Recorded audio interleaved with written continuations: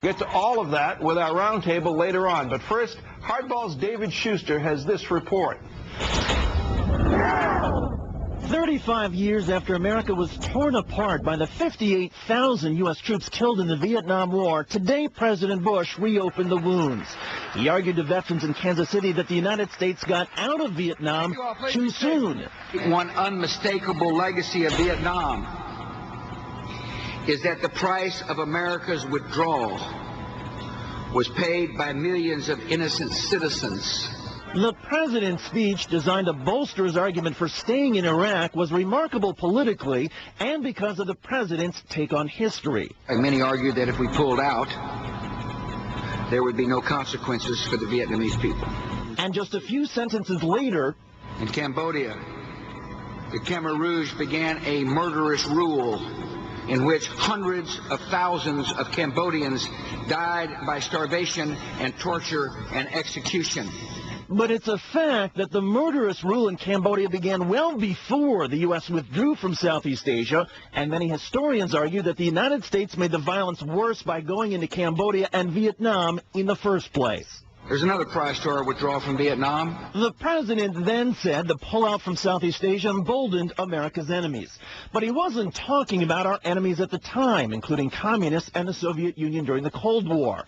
Instead, President Bush spoke of Osama bin Laden, who mentioned Vietnam a few years ago while declaring America would be weak in fighting al-Qaeda. Some can argue our withdrawal from Vietnam carried no price for American credibility.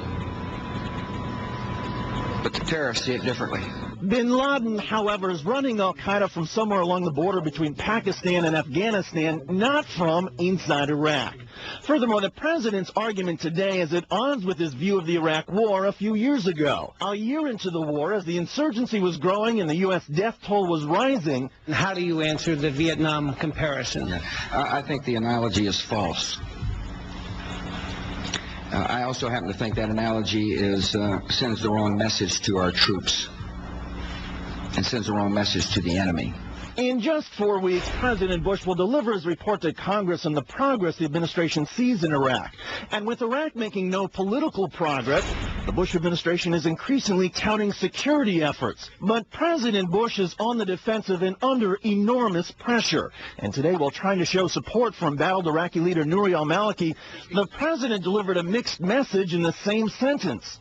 Prime Minister Maliki is a good guy, a good man, with a difficult job, and I support him. And it's not up to the politicians in Washington, D.C. to say whether he will remain in his position. However, Democrats were most concerned and angry today about the president's invocation of Vietnam. Senator John Kerry called it, quote, as irresponsible as it is ignorant of the realities of both wars. Half the soldiers whose names are on the Vietnam Memorial Wall died after the politicians knew our strategy would not work.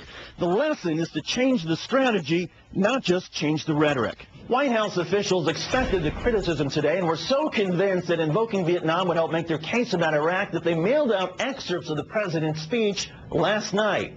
Still, the mere mention of Vietnam and arguing for more sacrifice in Iraq is fraught with potential political peril. After all, President Bush didn't serve in Vietnam, and Vice President Cheney received multiple deferments, telling reporters a few years ago that in the 1960s he had other priorities than military service. I'm David Shuster for Hardball in Washington.